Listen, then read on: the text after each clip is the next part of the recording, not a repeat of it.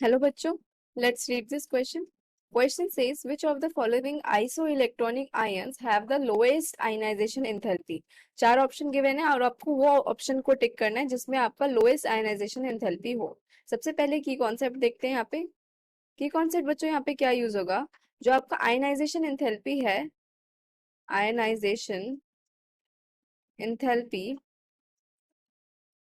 is directly proportional to Z effective and inversely proportional to size। ठीक है, जितना ज्यादा Z इफेक्टिव होगा या न्यूक्लियर चार्ज होगा, Z इफेक्टिव को हम क्या बोल रहे हैं यहाँ पे? Nuclear charge. Z effective is your nuclear charge. उतना ज्यादा आपका आयनाइजेशन एंथैल्पी होगा और जितना बड़ा साइज होगा उतना कम आपका आयनाइजेशन एंथैल्पी होगा। ठीक है, ये आपका रिलेशन होता है।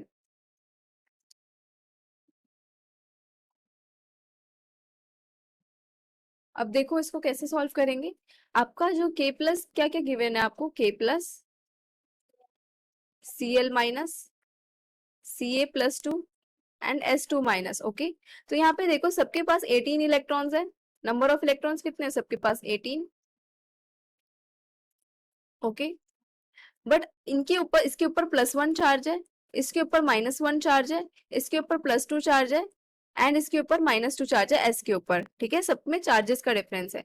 तो आपको पता है जो केटायन होता है, cation are smaller than the anions, than the anions.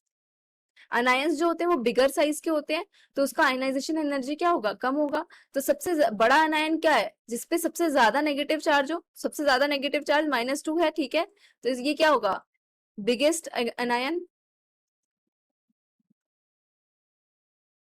Therefore इसकी आयनाइजेशन एंथैल्पी क्या होगी? Will be less.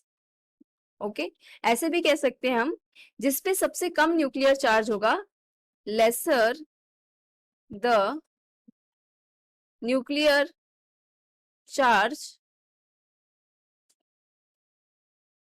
lesser the ionization energy, lesser the ionization energy। सबसे कम न्यूक्लियर चार्ज किस पे? -2। बिकॉज आपको पता होना चाहिए -1 जो होता है वो ग्रेटर देन होता है -2 से। नेगेटिव नंबर्स है ना ये, तो इसलिए आपका क्या होगा? ये बिगेस्ट अनायन हो गया, साइज भी बड़ा है और न्यूक्लियर चार्ज भी बहुत कम है, तो इसका क्या हो जाएगा? आपका आयनाइजेशन एनर्जी बहुत कम हो जाएगा। So answer will be S2 minus, which is D option. Hope you understood it well. Best of luck.